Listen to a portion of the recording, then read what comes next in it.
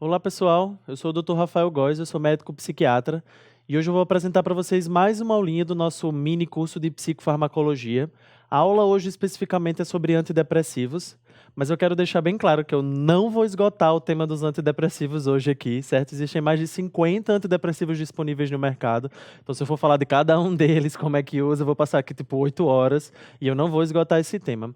Uma recomendação que eu sempre dou para os meus alunos é: ande com um livro de psicofarmacologia no celular, num lugar fácil de você consultar, porque assim, psicofarmacologia não tem jeito, você só aprende a prescrever prescrevendo, você só aprende a prescrever fluoxetina se você prescrever fluoxetina, então você ter o livro ali para acessar, para consultar sempre que possível é importante, certo? Então hoje eu vou falar de uma maneira geral sobre o mecanismo de ação dos antidepressivos, para que eles servem, com um enfoque um pouquinho maior no final nos inibidores seletivos de recaptação de serotonina, certo? Os antidepressivos são medicações relativamente recentes. Eles surgiram a partir de medicações tuberculostáticas, medicações para tuberculose, na década de 50, certo? Ao longo do tempo eles vieram se desenvolvendo até o surgimento dos últimos antidepressivos, os inibidores seletivos de recaptação de serotonina, que são os que a gente mais usa hoje em dia. Surgiram aí entre a década de 80 e 90 e revolucionaram o tratamento da depressão. E até hoje, assim, todo mês eles lançam um antidepressivo novo. A agomelatina e a vortioxetina, que não está nessa lista, foram os últimos antidepressivos de fato lançados no mercado, certo? E, apesar desse nome antidepressivo, os antidepressivos eles servem para muitas outras coisas além da depressão, certo? Eles são medicações utilizadas nos quadros ansiosos, incluindo os quadros de transtorno de estresse pós-traumático, transtorno obsessivo-compulsivo, nos transtornos de personalidade, na agitação psicomotora, nos quadros de demência, autismo e retardo mental, certo? Inclusive em quadros não psiquiátricos, por exemplo, nas dores crônicas, especialmente na fibromialgia, as medicações de primeira escolha quase todas são antidepressivos. Alguns quadros orgânicos funcionais, algumas cefaleias, né? Tem muito neurologista que prescreve antidepressivo e até na cessação do tabagismo, né? Na pneumologia, você pode utilizar o antidepressivo bupropiona. Ah, a depressão, de uma maneira geral, é uma doença muito multifatorial, né? A gente sabe hoje em dia que ela não tem uma causa única, que normalmente é a junção aí de fatores biológicos, né, de genética, com algumas ocorrências de vida, associada à formação de personalidade, e a gente não tem uma causa única que justifique. E, portanto, tem diversas teorias que tentam explicar aí o surgimento da depressão, certo? As teorias mais relacionadas a neurotransmissores, que vai ser a que eu vou destacar hoje. No entanto, tem diversas outras teorias aí que incluem teorias genéticas e epigenéticas, neuroendócrinas, inflamatórias, teorias mais psicológicas, de estresse social, de estresse pessoal, certo? Mas, como eu disse, eu vou focar um pouquinho nessa primeira, que é a teoria de neurotransmissores ou teoria monoaminérgica, certo? Em que fala que 3 neurotransmissores principais estão relacionados à depressão, certo? Essa teoria, ela surgiu a partir do surgimento dos antidepressivos. Foi meio que ao contrário, né? Quando surgiu os primeiros antidepressivos que eles foram analisar, eles viram que eram medicações que agiam nesses três neurotransmissores, desculpa. E aí eles começaram a desenvolver medicações que também agiam nesses neurotransmissores e viram que essas medicações melhoravam a depressão. E é muito fácil de você entender realmente, né? Noradrenalina está relacionada à cognição, à atenção, memória, à questão psicomotora. Então, se ele está alterado, o paciente pode ter alteração nesses sintomas. A serotonina relacionada aí ao humor, à ansiedade. A dopamina, por exemplo, que é a molécula do prazer, né? Então, a anedonia, que é a falta de prazer, é um dos principais sintomas da depressão, né? Então, perceba que realmente isso aqui explica boa parte dos sintomas da depressão, certo? E a maior parte dos antidepressivos vão agir justamente nesses neurotransmissores. Os inibidores seletivos de recaptação de serotonina, que são as medicações que a gente mais usa hoje em dia, vão agir na serotonina. Os inibidores seletivos de recaptação de noradrenalina e serotonina, perceba que é bem óbvio, né? Que também são chamados de duais, certo? Existem os tricíclicos, que são medicações que agem nos 3 neurotransmissores, incluindo na dopamina, certo? Existe o inibidor seletivo de recaptação de noradrenalina e dopamina, não serotonina, que aqui basicamente é a bupropiona. Existe o inibidor seletivo de recaptação só de noradrenalina também, que é a riboxetina, que eu vou falar mais para frente. Existem os IMAUs, que são os inibidores da monoaminoxidase, certo? São medicações super antigas, a gente usa muito pouco hoje em dia. Nos casos ultra refratários, às vezes a gente pode utilizar aí algum IMAL, porque são medicações com muita interação, com muito efeito colateral e que têm algumas reações super graves, certo? Então, basicamente, o que a gente usa hoje em dia são as duas primeiras e esse terceiro aqui nos casos refratários. No entanto, tem uma série de medicações que eu estou chamando aqui de atípicas, essa não é um nome estabelecido na literatura, mas são medicações que têm ações serotoninérgicas associado a outras ações, né, que têm ação, desculpa, monoaminérgica associada a outras ações, ou até medicações como a vortioxetina que não tem ação serotoninérgica, a ação é basicamente na melatonina, certo? E aí eu estou chamando eles de atípico, vocês vão saber quais são daqui a pouco, certo? Além da ação terapêutica dessas medicações, elas têm uma série de outras ações que induzem aí os efeitos colaterais da medicação. Então, por exemplo, algumas medicações como a mirtazapina engorda, dá muito sono. Isso é por causa da ação estaminérgica dessa medicação. Então, para além da ação terapêutica, elas podem ter ação em outros neurotransmissores. E aí eu peço para vocês um pouco de atenção nessa parte da aula, certo? Em que eu vou explicar para vocês aí como é que você vai usar essas medicações. Começando pela pergunta que todo mundo me faz, que todo paciente me faz, mas doutor, qual é o melhor antidepressivo? Infelizmente, não existe o melhor antidepressivo. Isso vai depender do paciente, da idade do paciente, da tolerância que ele tiver à medicação, dos efeitos colaterais, sejam esses efeitos colaterais desejáveis ou não. Como assim? A mirtazapina, que eu acabei de falar, é uma medicação que dá sono e aumenta apetite. Então, para o paciente que está dormindo demais, eu vou tender a usar um antidepressivo estimulante, como fluoxetina ou venlafaxina. Se o paciente, por exemplo, tem insônia ou está comendo pouco, a mirtazapina, os tricíclicos já são ótimas medicações, certo? De uma maneira geral, eu gosto sempre de reforçar isso, que todos os antidepressivos são mais potentes do que o placebo. Existe muita dúvida na prescrição do antidepressivo, mas eles funcionam mesmo? Sim, eles funcionam. Todos os estudos que foram feitos e replicados mostram que os antidepressivos são mais potentes do que o placebo no tratamento da depressão, certo? No entanto, a eficácia deles, né, pelo menos das medicações de primeira linha, é muito comparável. Existem poucos estudos que comparou um antidepressivo com outro. Recentemente, até o ano passado, teve uma revisão sistemática do Lancet, né, que foi lançada, que comparou head-to-head vários antidepressivos, né, pegou vários estudos que comparavam head-to-head vários antidepressivos e viram que tinha um set aí que talvez fossem mais potentes, a amitriptilina, mirtazapina, fluoxetina, agomelatina, certo? Esse estudo está lá no final, nas minhas referências, mas de uma maneira geral, o que é que eu quero que vocês saibam? Que as medicações antidepressivas têm eficácia muito parecida. Então, o que é que vai me fazer escolher cada um delas? Perfil de efeito colateral, idade do paciente, tolerância e por aí vai, certo? No entanto, a tendência atual, como eu falei para vocês lá no início, é o uso dos inibidores seletivos de recaptação de serotonina, certo? São as medicações hoje em dia meio que consideradas de primeira escolha. Vocês vão entender por que no slide sobre isso. E o que é que sempre tem que ser feito? Isso é a coisa que eu mais me angustio na minha prática todos os dias. Para você dizer que o paciente não respondeu à medicação, você precisa usar o antidepressivo em dose terapêutica e por tempo suficiente. Dose terapêutica, leia-se, ou a dose máxima ou a máxima que o paciente tolerar, e tempo suficiente oscila de referência para referência, mas normalmente ali uma faixa de 8 semanas, ou seja, mais ou menos 2 meses usando aquela medicação para que você diga, não, esse paciente não responde. Então, não é incomum eu pegar aquele encaminhamento, paciente com depressão refratária, solicito segmento. E aí quando eu vou ver, a senhora usou o quê? Não, tomei fluoxetina 20 mg e amitriptilina 25 mg. Pô, bicho, né? Você tem que usar a medicação em dose terapêutica que vocês vão aprender logo a seguir, certo? Começando aqui, colocando em si aí para vocês cada uma das medicações, eu não vou citar cada uma delas, vocês podem fazer uma pausa aí e observarem algum antidepressivo específico que vocês queiram aprender a dosagem terapêutica, certo? Obviamente esses aqui são os que eu mais recomendo vocês aprenderem, porque são os mais utilizados, certo? Os duais também são só 3 medicações, são poucas medicações aí, vocês vão entender quais são as principais diferenças que eles têm aí para os inibidores seletivos. Os antidepressivos tricíclicos são vários, certo? Eu deixei aqui 5 para vocês que são os mais utilizados. Os IMAL, que como eu disse, são muito pouco utilizados, provavelmente vocês nunca vão utilizar ou vão ver sequer paciente utilizando essas medicações. O inibidor seletivo de recaptação de noradrenalina e dopamina, que é a bupropiona, muito utilizada para o tabagista, então quem quer fazer pneumologia fica atento aí a essa dosagem.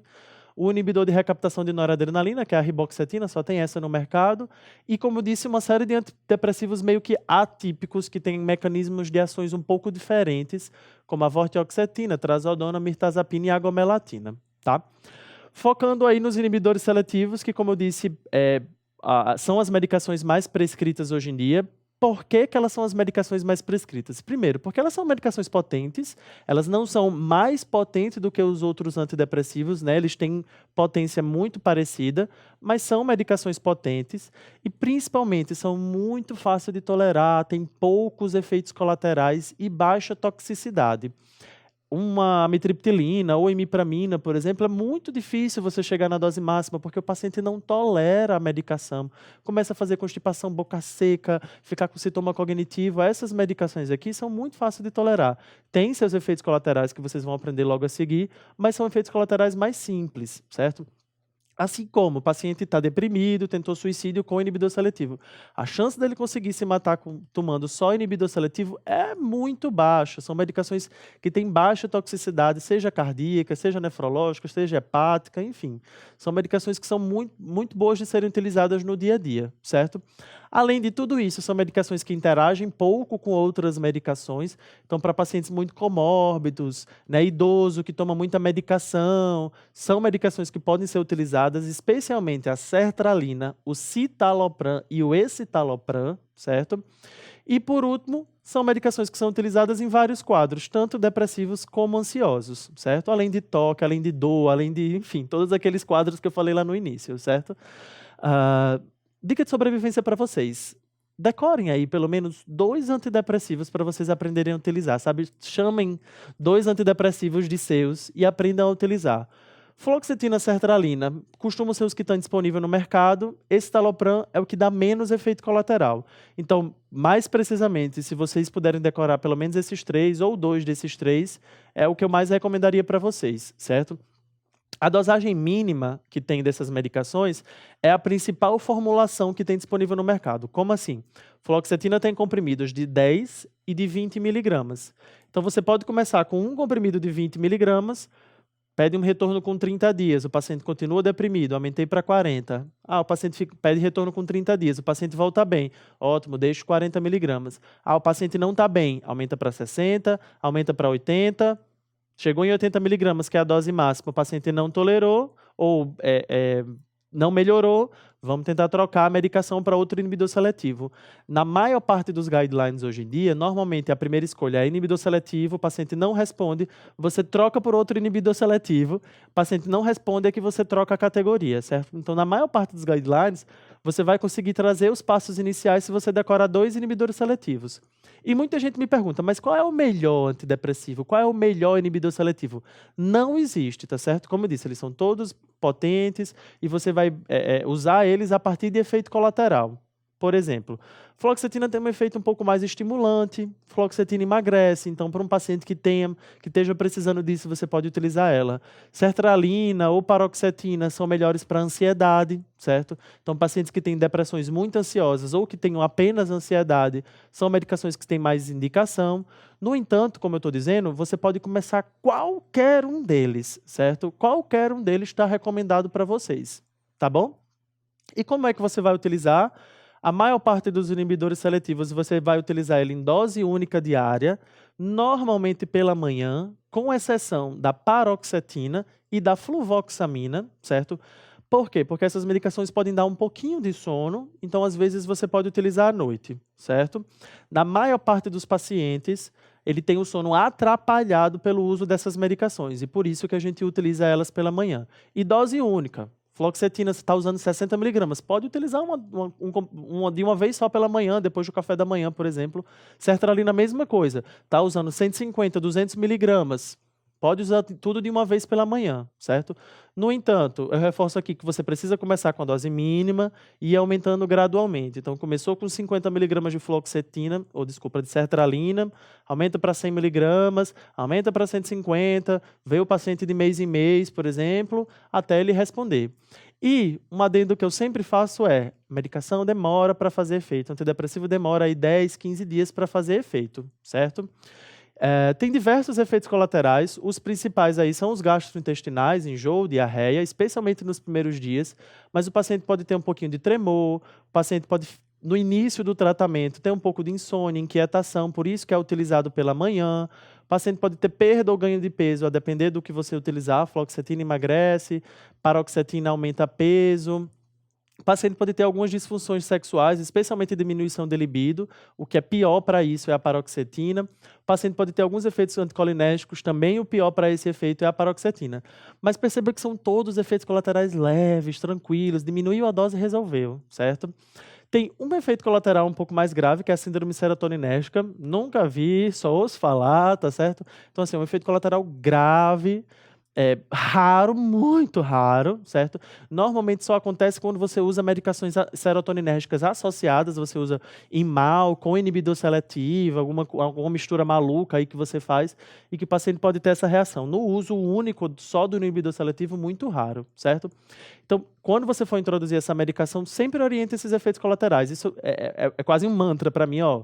Nos primeiros dias você vai ter um pouco de enjoo, um pouco de tremor, isso é normal de acontecer. Normalmente dura 2, 3 dias e depois isso vai passando.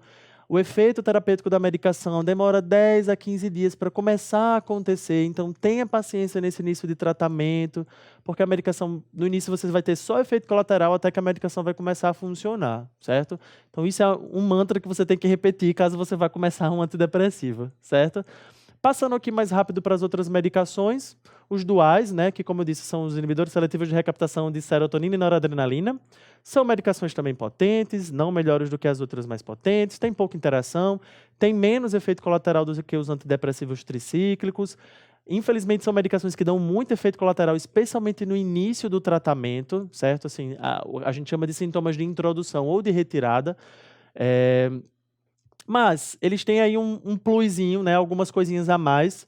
Então, a ação na noradrenalina acaba fazendo modulação de dor. Então, pacientes com dor crônica, pacientes com fibromialgia, são medicações que são ótimas para serem utilizadas. E também podem ser utilizadas em dose única diária, pela manhã, depois do café da manhã, de barriga cheia, de barriga vazia, tanto faz, certo? Passando para os tricíclicos, uma coisa que eu sempre reforço dos tricíclicos, que é a dose terapêutica versus a dose de apresentação. Enquanto, por exemplo, na sertralina, na fluoxetina, 20 miligramas, 50 miligramas, que é a dose de apresentação, já é a dose terapêutica, a amitriptilina e imipramina, normalmente a apresentação é 25 miligramas, só que a dose terapêutica, se vocês consultarem o slide lá que tem os tricíclicos, vocês vão ver que a dose terapêutica da amitriptilina começa com 75, da imipramina também 75, da nortriptilina 50 miligramas, certo? Então, por exemplo, se a dose da apresentação da amitriptilina é de 25 miligramas, existe, não no mercado público, mas no mercado pago, a apresentação de 75 miligramas. Mas na maior parte das UBSs, o que vai ter é a apresentação de 25 miligramas. Mas a dose terapêutica da amitriptilina é entre 75 e 300 miligramas, né? Então, às vezes, você pode dar ali 5, 10 comprimidos para o paciente ao dia de 25 miligramas para que ele tenha uma resposta, certo?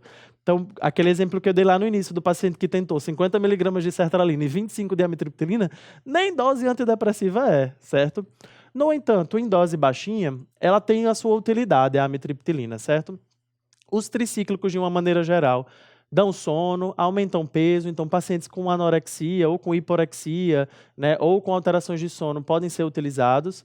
Como eu disse, em dose baixa, a amitriptilina ou os outros tricíclicos como um todo já tem ação noradrenérgica e o efeito noradrenérgico faz modulação de dor. Então, por exemplo, você vai ver às vezes neurologista prescrevendo 12,5, 25 miligramas de amitriptilina para quem tem cefaleia, certo? Mas lembre, se essa cefaleia é causada por alguma depressão ou o paciente tem sintomas depressivos, você precisa utilizar a medicação em dose terapêutica, não em subdose, tá certo? Além disso, os tricíclicos, eles têm uma série de efeitos colaterais, por isso que eles passaram a ser cada vez menos utilizados. Aí eu destaco os efeitos anticolinérgicos, que dão boca seca, que dão alteração de condição cardíaca, constipação intestinal. Então, são muito pouco recomendados para serem utilizados em idosos. Se você precisa utilizar, certo? Você vai utilizar a nortriptilina, porque a nortriptilina é o que tem menos efeito anticolinérgico, beleza? E por último, passando bem rápido aí sobre aqueles antidepressivos atípicos, certo? São medicações que são menos utilizadas, apesar de serem ótimos antidepressivos. A mirtazapina, por exemplo, aumenta peso, aumenta sono. Então, para os pacientes que têm alteração de sono e de apetite, uma ótima medicação. Trazodona, que em dose bem baixinha tem virado aí um dos principais hipnóticos, uma das principais medicações para sono no nosso meio. Então, a dose terapêutica antidepressiva da trazodona é 150 e 50, 100 miligramas, às vezes já melhora o sono, certo? Bupropiona é uma medicação mais estimulante, certo? Muito utilizada para o tratamento do tabagismo e que tem uma característica única, quer dizer, quase única, que vocês vão ver que tem outra medicação que também tem essa ação, não traz nenhum efeito sexual para os pacientes. Pode até, inclusive, melhorar um pouco a libido dos pacientes ou das pacientes. A vortioxetina e a agomelatina, que foram os dois últimos antidepressivos lançados no mercado. A vortioxetina foi lançada no mercado como sendo uma medicação potente que não tem ação sexual, certo? Não piora a libido. A agomelatina é o único antidepressivo de ação na melatonina, certo? Não tem ação naqueles neurotransmissores que eu falei no início. Pouco utilizado no Brasil, mas muito utilizado nos pacientes que têm depressões sazonais, especialmente nos países nórdicos. E é isso, pessoal. Como eu disse, o intuito não é esgotar o tema dos antidepressivos, é dar aí uma noção geral para vocês de como prescrever, de como utilizar. Aprendam a utilizar pelo menos os inibidores seletivos de recaptação de serotonina. Como eu disse aí, uma dica de sobrevivência, aprenda a usar pelo menos 2, porque desse jeito você já sabe começar a medicação, já sabe aumentar a dose e tudo mais. Lembrem dos efeitos colaterais e etc. E aí, para finalizar, os antidepressivos. Tem diversas aplicações, né? Apesar desse nome antidepressivo, eles têm outras ações. Quase todos eles, com exceção da agomelatina, agem nas monoaminas. Não existe o melhor antidepressivo, vai depender de cada paciente. Apesar dos inibidores seletivos serem considerados hoje em dia primeira escolha na maior parte dos protocolos, a maior parte dos antidepressivos dá para ser utilizado em dose única, seja pela manhã, seja à noite, a depender do efeito da medicação. E cada antidepressivo tem sua peculiaridade que você vai aprender aí enquanto você estiver prescrevendo. Beleza, galera? E essa era a mensagem que eu tinha para dizer hoje. Essas são as minhas referências. E até a próxima aula. Espero que vocês tenham aprendido.